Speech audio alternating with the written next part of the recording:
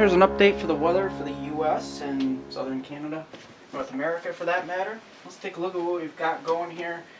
We've got a number of factors. We've got a lot of wind chill advisories here in the Northeast, and a lot of those lake effect snow warnings are pretty much expiring at the moment, but except for on Lake Erie here, where we've got the lake effect snow advisory just northeast of Cleveland. Mainly in the Erie to Dunkirk area. The Erie to Dunkirk area will continue to get affected by these bands of lake effect snow, and I'll get into just how much here very shortly.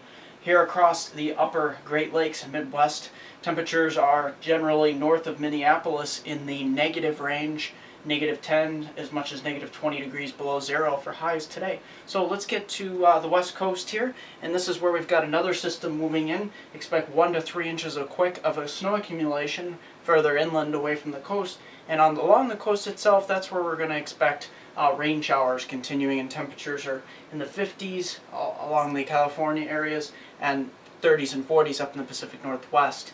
Here across the midsection, that's where we have the warm air across Texas and South Florida. Here in the 60s across much of Tampa, and just south of Tampa in the 70s. So let's take a look at what we've got going here for the liquid precipitation. Here you can see, this is 5 days by the way, so don't read too much into this. We've got some systems off the coast here. That's what will be with our coastal system that could happen on Friday, Saturday, mainly Friday night. And across the central Great Lakes here with an Alberta clipper, a ½ inch. That could equate to some snowflakes. But it's here in the northwest that we'll be getting the lion's share of the heavy rain, probably on the order of 2 to 3 inches along the coast with higher elevation snow. So let's get right into the snowfall accumulations along Lake Erie here.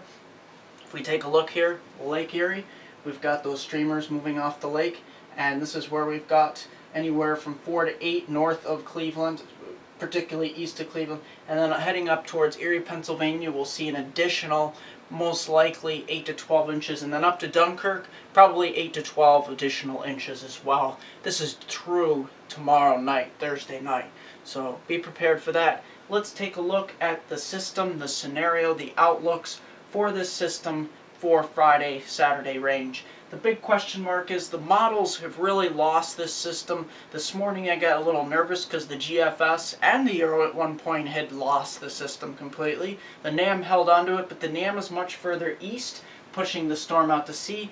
But the GFS has come back on board, and so has the Euro, with bringing the system a little bit further to the north. The system will track across the southern states here. We could see some frozen precipitation. We haven't ironed out the details yet across some of the southern Appalachians here, extending from North Georgia up through western Virginia. We have to figure that out though. That's still not been resolved. And this Alberta clipper, the timing of this Alberta clipper is all going to depend exactly when this meets, if and when this meets up with the East Coast low that's expected to develop here along the North Carolina and Delmarva coastline here. So we're going to continue to watch that. I'm expecting at this time anywhere from 1 to 3 inches across eastern Pennsylvania, southeastern New York, heading on up through northern New England, with possibly 2 to 4 inches heading down through Philadelphia and extending possibly as far south as Virginia. We're going to wait and see on this one. But it seems like the closer we get to the event, the more sketchy things become, which is never a good sign. So heading up into Boston, we're going to go with 2 to 4 inches. And the most accumulations could be on Long Island and Nantucket, where we could end up with possibly 3 to 5 inches. Further inland, maybe an inch or less across interior New York, Pennsylvania, and northern Vermont, and extending back towards West Virginia.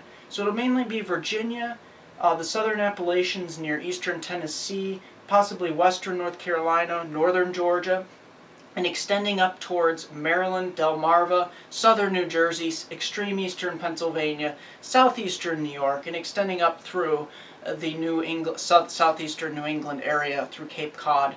That's the areas we could be getting the most significant snow. Cape Cod I left out there, 3 to 5 inches possibly there too. So that is it for that. I want to focus on the temperatures really quick.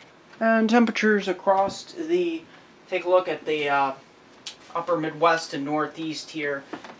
There's going to be a quick warm-up next week. Take a look at these temperatures as they swing across the northern tier states.